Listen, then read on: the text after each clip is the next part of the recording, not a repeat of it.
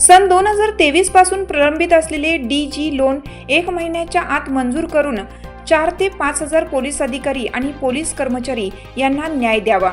या मागणीचं निवेदन आज दिनांक 19/2/2025 रोजी पोलीस बॉईज असोसिएशन शाखा कोल्हापूर जिल्हा यांच्या वतीनं इचलकरंजी मतदारसंघाचे भाजपचे आमदार श्री राहुल प्रकाश आवाडे साहेब यांच्या मार्फत महाराष्ट्राचे मुख्यमंत्री तथा गृहमंत्री श्री देवेंद्र फडणवीस साहेब यांना देण्यात आले आणि तात्काळ DG लोनचा प्रश्न मार्गी लावावा अशी विनंती केली.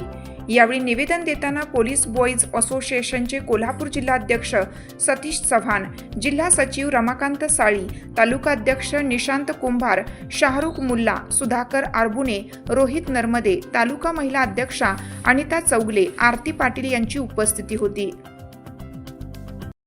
चालू घडामोडींचे अपडेट्स जाणून घेण्यासाठी आपल्या हिरकणी न्यूज चॅनलला सबस्क्राईब जरूर करा. लाईक करा, कमेंट करा आणि शेअर करा. बेल आयकॉनवर प्रेस करा आणि नोटिफिकेशन्स मिळवा.